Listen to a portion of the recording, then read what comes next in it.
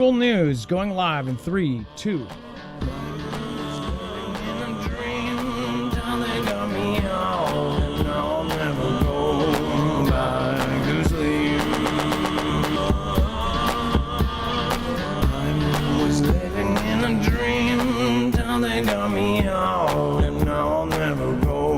All right, what is going on, guys? It is Adam aka Marf, and this is Marfoogle News. We've got a lot to go over in a short amount of time, so let's just get right into it.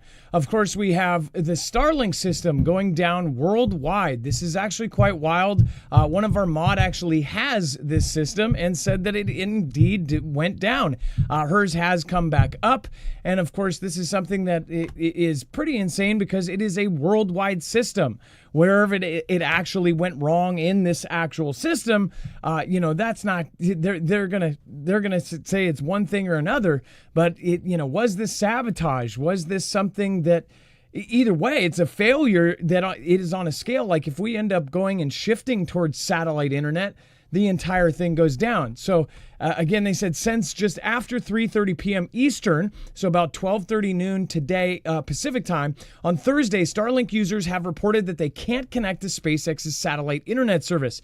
The Starlink website confirmed the issue with a banner message saying, Starlink is currently experiencing a service outage. Our team is investigating. On X, of course, they posted this. Now, this is crazy because this is worldwide. Like if we call our mod Ilea, she is going to say it's off. If you call somebody in Dubai, it is off. If you call somebody in Europe, it is off.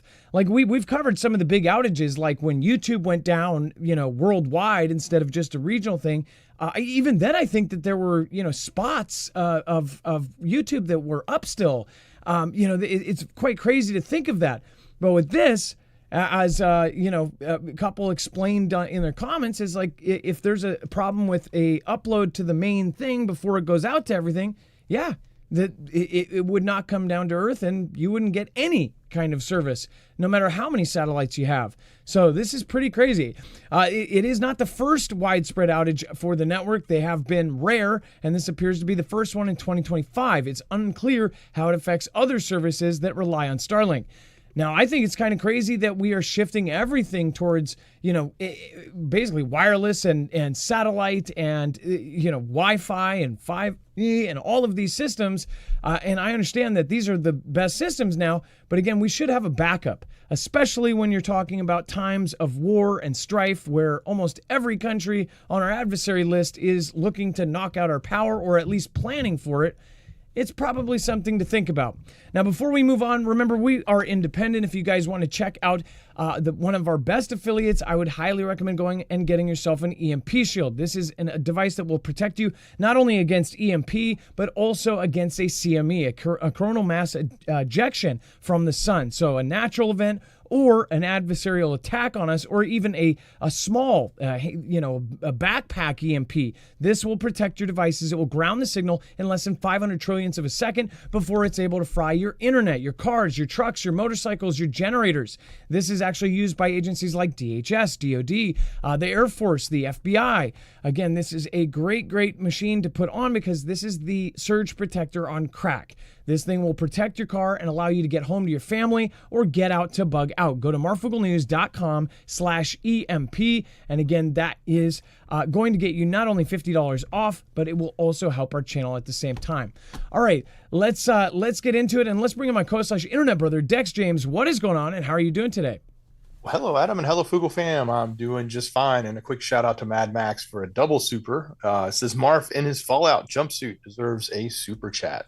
Thank you very much, Mad Max. That is awesome. Yeah, and I've been thinking about just Fallout in general. If you guys ever, a lot of you probably didn't play that game, Dex. That's probably after your time on games. I remember it. Yeah, so as far as like the Fallout series came out on Prime, I actually think that's one of the best shows that they've done a port from a video game. But again, that's something that's so creative and out there, right, in sci-fi, but it's actually a really, really dystopian world that I hope we never, ever, ever see. As far as this goes, I think that some people fantasize about this really happening. So people accuse me of wanting this to happen. I don't want a doomsday to happen, and I don't think we're going to see the end of the world. I think that we're right now witnessing World War III, which is going to be a restructuring of power, or at least a restructuring of money, the bringing in of new currency, a bringing in of new all sorts of things. And that comes to our next story, which this gave me a creepy vibe just reading it, because they could say this all day. Medvedev in Russia could say, oh, we'll take out every major city. I don't get a weird feeling. But do you want to read the headline on this piece and who's saying it? Absolutely. So look, the president of Iran, Mossad Pezeshkian, has made some pretty strong statements, basically saying that the ceasefire might not hold much longer. So his quote is, "We are fully prepared for any new Israeli military move, and our armed forces are ready to strike deep inside Israel again." He also emphasized that the nuclear program will continue, but also reasserted that it was for peaceful purposes, just for energy, not for building nuclear weapons. He then went on to say, "We're not very optimistic about it as far as the ceasefire holding any longer." And he, basically says that they're ready. They're ready to go back to it. And it sounds like, to me, they're setting the stage again to pick this war back up.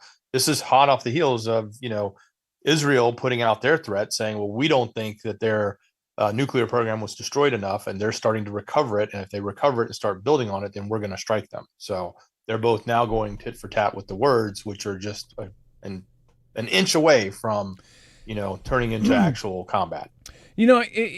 I don't know, maybe if it's just not our media covering it, maybe they have. Every other strike, and the strikes that they initially did, Israel and the United States, Israel actually said, they took out the top scientists, the top chiefs, all of these. I haven't really seen the fire and fury from them like they did with Soleimani and with other folks that got taken out. Like the next up to be president already has murals all over the country. 60, 70 foot murals of him saying he's a martyr and he's going to have his revenge type of stuff. All of those people that they took out in those initial strikes, like the top scientists and all of that, I'm just wondering if as many of them got taken out as they actually say, because Iran's not doing the normal, like, hey, here's an 80-foot building, let's paint the 4 people that got taken out.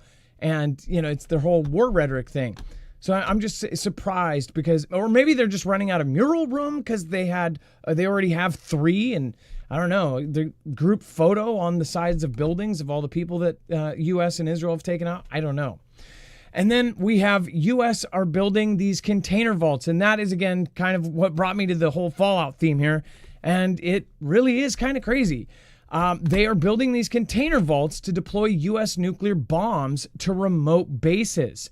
Now, it does make a whole lot of sense. We don't want our nukes, just sitting on some sort of raft or a cart like, grab the dolly, grab the nuke.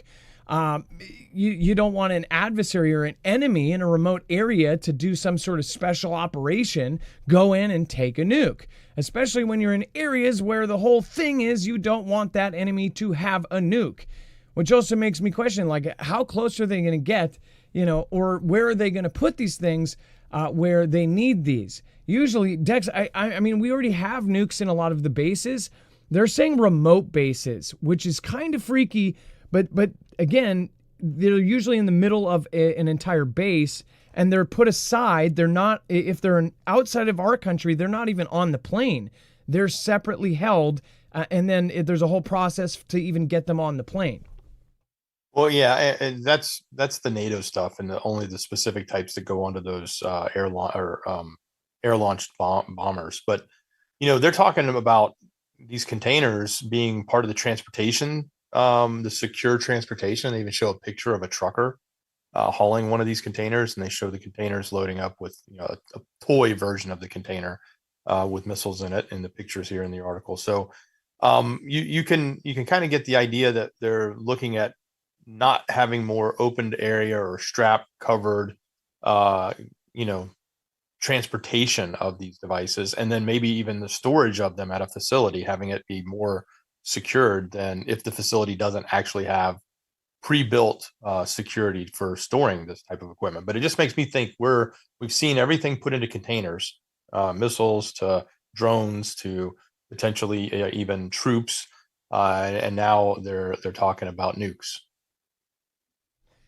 I think that, it takes a special kind of someone that they really, I guess these guys are probably scientists, and they probably just read the news and think everybody else on the planet is just absolutely stupid, that they had to make a little 3D mock version and then actually take the toy and go, this is how this works. A door opens and then we put the missile in.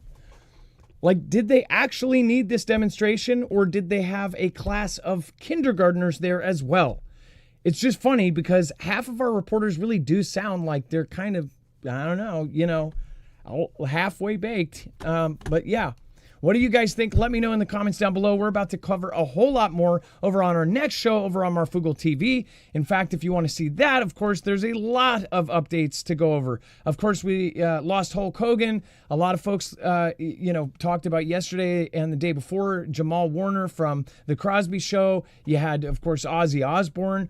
And now you have Chuck E. Cheese in mascot garb getting arrested. Those are the funny things. The bad things, you might want to buckle your seat for. So again, we will see you over there over on Marfoogle TV. That's just going to be in a few minutes. You will be ported right over if you stay here, or if you're watching the replay, all you have to do is click here. We'll see you in just a few minutes. Be safe, be prepared, and Marf out.